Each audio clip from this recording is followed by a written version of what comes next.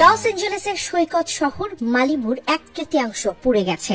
একের পর এক দাবানল শহরটিকে গ্রাস করছে, আর পরিস্থিতি দিন দিন আরো ভয়াবহ হয়ে উঠছে।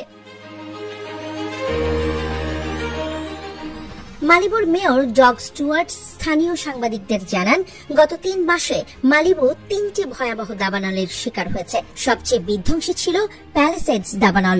শহরের বেশিরভাগ অংশে আগুন ছড়িয়ে পড়ায় সেখানকার বাসিন্দাদের মধ্যে আতঙ্ক ছড়িয়ে পড়েছে।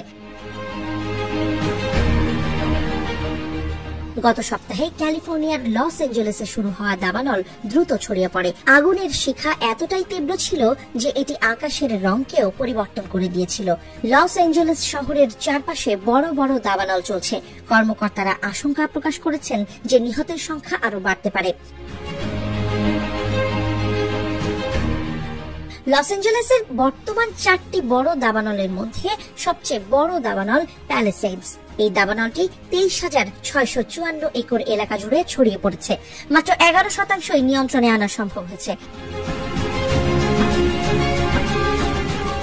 ক্যালিফোর্নিয়ায় দাবানলের পেছনে প্রধান কারণ হিসেবে সান্তা অ্যানাস নামক ঝোড়ো বাতাসকে দায়ী করা হচ্ছে।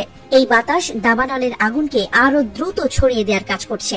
শুক্রবার রাত থেকে বাতাসের গতি কিছুটা কমলেও আগামী কয়েক দিনে এটি আরো তীব্র হতে পারে বলে জানিয়েছেন কর্মকর্তারা।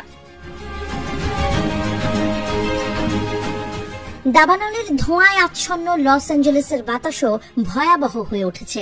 বাতাসে ক্ষতিকর কণা, গ্যাস ও জলীয় বাষ্প মিশে থাকার কারণে সাধারণ মানুষকেও বাইরে না বের হওয়ার সতর্কতা দেওয়া হয়েছে। শ্বাসকষ্ট এবং মাথা ব্যথার মতো সমস্যাগুলো সৃষ্টি হচ্ছে দাবানলের এই বিপজ্জনক ধোঁয়ার কারণে।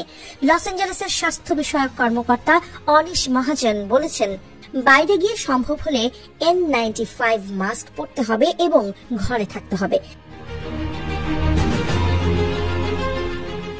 দাবানলের কারণে একদিকে যেমন বিপদ বাড়ছে, অন্যদিকে শহরে লুটপাটের মতো অপরাধও বেড়ে গেছে। বিভিন্ন এলাকায় লুটপাট ঠেকাতে কারফিউ জারি করা হয়েছে। এসব ঘটনায় সাধারণ মানুষের জীবনে আরো এক বিপদের মুখোমুখি হতে হচ্ছে। এ পর্যন্ত দাবানলে ক্ষয়ক্ষতির পরিমাণ প্রায় $150 বিলিয়ন পৌঁছেছে। এ সময়ে শহরের বাসিন্দাদের জন্য পুনর্নির্মাণ কাজ শুরু করার কথা বলা হচ্ছে, কিন্তু প্রাথমিকভাবে আগুন নিয়ন্ত্রণে আনতে প্রয়োজনীয় পদক্ষেপ নিতে হবে। এখন লস এঞ্জেলেস এক অভূতপূর্ব দুঃসময়ের মধ্যে দিয়ে চলছে। পরিস্থিতি যে আরো খারাপ হতে পারে তা নিয়ে কেউ কোনো সন্দেহ করছে না।